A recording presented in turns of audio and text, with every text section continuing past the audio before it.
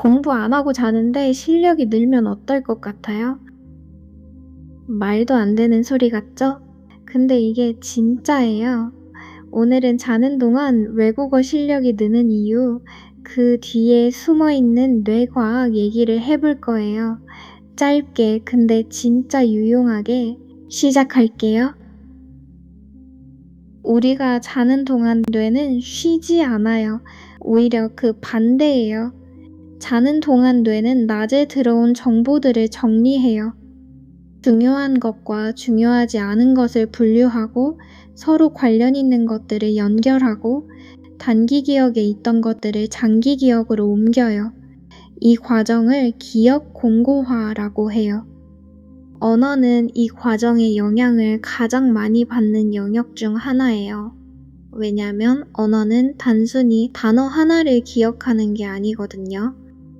단어, 발음, 문법, 문맥, 감정, 이미지. 이 모든 것들이 서로 연결되어야 언어가 작동해요. 그 연결 작업을 뇌가 자는 동안 해요. 낮에는 새로운 것들을 받아들이느라 바빠서 못하거든요. 경험해 본 적 있어요? 어제까지만 해도 헷갈리던 표현이 자고 일어났더니 갑자기 자연스럽게 느껴지는 거예요. 분명히 추가로 공부한 게 없는데 이게 기억 공고화가 일어난 거예요. 내가 자는 동안 그 표현을 기존에 알고 있던 것들과 연결해 놓은 거예요. 그래서 아침에 일어났을 때 그 연결이 완성된 상태로 깨어나는 거고, 또 재밌는 게 있어요. 자기 직전에 공부한 내용이 가장 잘 기억된다는 거예요. 뇌가 잠들기 직전에 입력된 정보를 수면 중에 가장 먼저 가장 집중해서 처리하거든요. 그러니까 자기 전에 30분 가볍게 들리기를 하거나 오늘 배운 표현을 한 번 더 눈으로 훑고 자는 게 아침에 2시간 공부하는 것보다 기억에 더 오래 남을 수 있어요. 수면에는 여러 단계가 있어요. 크게 나누면 렘수면이랑 비렘수면.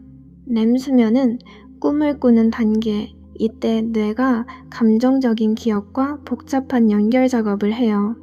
언어처럼 감정이 얽혀있는 기억들이 이 단계에서 정리돼요. 비렘 수면, 특히 깊은 수면 단계에서는 사실적인 정보들이 장기 기억으로 이동해요. 단어, 문법, 규칙 같은 것들이요. 그래서 수면을 충분히 자야 한다는 게 단순히 피로 회복이 아니에요. 렘 수면이랑 비렘 수면이 여러 사이클로 반복되어야 언어의 감정적인 부분과 사실적인 부분이 모두 제대로 정리돼요. 잠을 줄이면서 더 많이 공부하는 게 오히려 역효과인 이유가 이거예요. 자는 시간을 줄이면 그날 배운 내용이 제대로 정리되지 않은 채로 사라질 수 있어요. 결론적으로 이렇게 하면 돼요. 첫 번째, 자기 전에 가볍게 복습해요. 오늘 배운 표현이나 단어를 자기 전에 한 번 더 가볍게 봐요.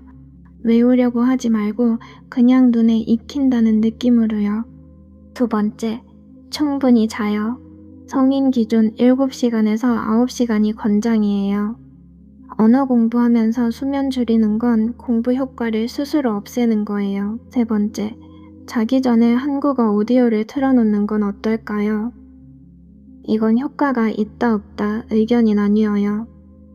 근데 한 가지 확실한 건 잠들기 직전까지 귀가 한국어 소리에 익숙한 상태로 잠드는 게 뇌한테 마지막 입력이 되는 거예요. 그리고 마지막으로 일어나자마자 바로 핸드폰 보지 말아요. 자고 일어났을 때 뇌가 막 정리를 마친 상태거든요. 그 상태에서 잠깐 어제 배운 걸 떠올려 보는 것만으로도 기억이 훨씬 강하게 굳어져요. 오늘 한마디만요. 자는 것도 공부예요. 열심히 공부하고 잘 자고 일어나서 확인하는 것. 이 사이클이 언어 공부에서 가장 효율적인 루틴 중 하나예요. 오늘 배운 거 한 번 더 보고 푹 자요. 내일 아침에 뭔가 달라진 느낌이 날 수도 있어요. 오늘도 들어줘서 고마워요. 안녕.